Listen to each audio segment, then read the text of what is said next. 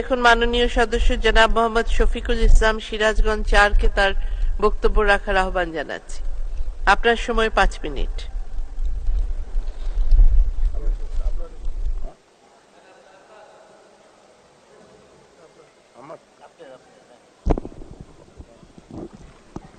সময় শুরু করেন, ৫ মিনিট। বিসমিল্লাহির রহমানির রহিম। মাননীয় স্পিকার, স্বাধীনতা পরবর্তী আঙ্গুলের অর্থনীতির স্বাধীন বাংলাদেশে তৎকালীন অর্থমন্ত্রী তাজউদ্দিন আহমদ সাহেব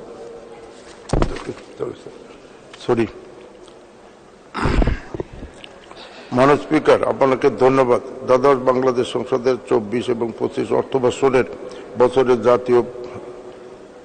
জাতীয় বাজেট বক্তৃতার উপরে আলোচনার সুযোগ পাওয়া যায়। আমি পরম করুণাময় আল্লাহর কাছে শুকরিয়া আদায় করছি। উল্লেখযোগ্য, আমি আপনাকে এবং আপনার মাধ্যমে মাননীয় প্রধানমন্ত্রী মন্ত্রী পরিষদের সদস্যবৃন্দ, ডেপুটি স্পিকার, হুইপ সহ সকল সংসদ সদস্যবৃন্দ, আমার প্রাণপ্রিয় উল্লাপাড়া সলঙ্গাবাসীর পক্ষ থেকে জানাচ্ছি আপনার অভিনন্দন। আমি বিনম্র শ্রদ্ধা স্মরণ করছি সর্বকালের সর্বশ্রেষ্ঠ বাঙালি জাতির পিতা বঙ্গবন্ধু শেখ মুজিবুর রহমানকে। আমি গভীর শ্রদ্ধার সাথে স্মরণ করছি জাতির পিতা বঙ্গমাতা বঙ্গবন্ধুর পরিবারের সকল শহীদ সদস্যকে স্মরণ করছি, বীর মুক্তিযোদ্ধা ও অমর শহীদদের। মাননীয় স্পিকার,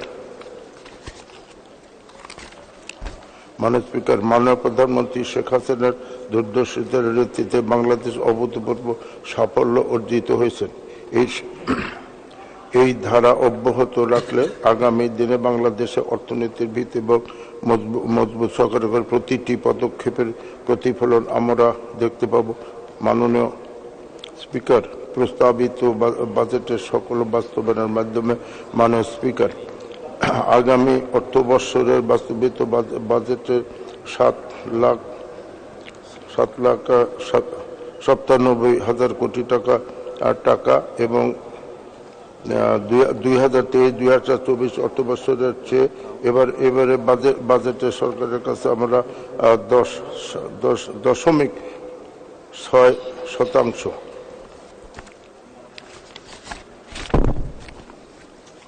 মাননীয় স্পিকার, বাজেটের রাজস্ব আদায়ের লক্ষ্যমাত্রা থাকছে 5,41,000 কোটি টাকা। বাকি 2,56,000 কোটি টাকা ঋণ দেওয়ার লক্ষ্যমাত্রা থাকবে। রাজস্ব আহরণের ক্ষেত্রে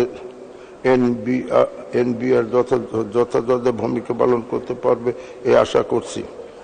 মাননীয় স্পিকার, চলতি অর্থবর্ষের অর্থনৈতিক প্রবৃদ্ধির লক্ষ্যমাত্রা 7% বেশি নির্মাণ করা হয়েছিল এবং আগামী অর্থবর্ষের লক্ষ্যমাত্রা 6.75% হতে পারে। আমি মনে করি এটা যৌক্তিক এবং বাস্তবায়িত সাফল্যজনক।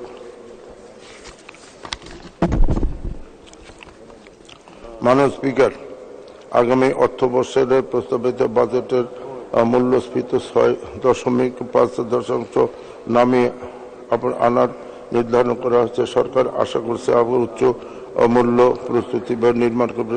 জিডিপি প্রবৃদ্ধি অব্যাহত রেখে মাননীয় প্রধানমন্ত্রীর নেতৃত্বে আমরা আমরা সফল হব।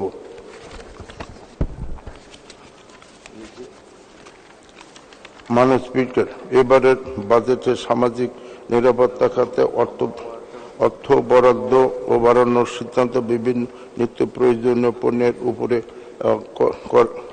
কর হার এবং কমানো এবং প্রভৃতি বাজেটের ইতিবাচক। এবং এছাড়া কিডনি রোগীদের সেবার ডায়ালিসিস এবং সেবার মধ্যে ফিল্টার মধ্যে ক্যান্সারের ওষুধের কাঁচামাল ইত্যাদি সহ এদের হ্রাসের ব্যবহার করা হয়েছে। ইয়া বাজেটের ভালো দিক। মাননীয় স্পিকার, আমি আমার নির্বাচনী এলাকার নিয়ে কিছু কথা বলতে চাই। মাননীয় স্পিকার, আমি আপনার মাধ্যমে মাননীয় শিক্ষামন্ত্রীকে অনুরোধ করব আমি যেন সরকারি আকবর আলী কলেজে অনার ছিল সেই মাস্টার্স খোলার জন্য আমি মাননীয় শিক্ষামন্ত্রীর কাছে অনুরোধ করছি। মাননীয় স্পিকার, আমি আপনার মাধ্যমে মাননীয় স্বাস্থ্যমন্ত্রীকে অনুরোধ করব কিন্তু তিনি যেন উল্লাপাড়া উপজেলা স্বাস্থ্য কমপ্লেক্সে 50 শয্যা ছিল এবং সেটা আমরা 100 শয্যা করার জন্য মাননীয় মন্ত্রীর কাছে নির্দেশ অনুরোধ করছি।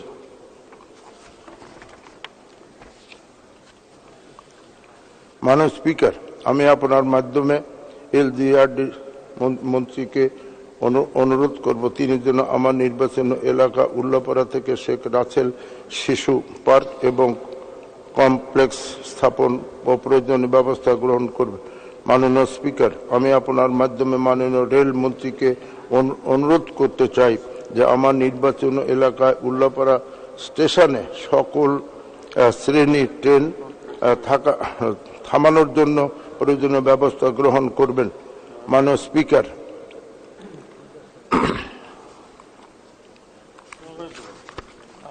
মাননীয় স্পিকার, মৌলানা আব্দুর রশিদ তর্কবাগীশ ভারত উপমহাদেশের একজন বিশিষ্ট রাজনীতিবিদ। তার জন্ম হয়েছে আমার নির্বাচনী এলাকার সলঙ্গাতে। আমি আপনার মাধ্যমে মাননীয় এলজিআরডি মন্ত্রীকে অনুরোধ করব যে সলঙ্গাকে পৌরসভা করা হোক। মাননীয় স্পিকার, মাননীয় প্রধানমন্ত্রী সুযোগ্য নেতৃত্বে বিশ্বের মানচিত্রে বাংলাদেশ আজ অনন্য উচ্চতা আসে। দেশরত্ন শেখ হাসিনার সাহসী ও গতিশীল নিয়ন্ত্রণ কৌশল 2021 সালের মধ্যে একটি ভিত্তিক সুখী বা সমৃদ্ধ স্মার্ট বাংলাদেশ নির্মাণের জন্য স্বপ্ন পূরণ করে। ধন্যবাদ মাননীয় সদস্য আপনাকে।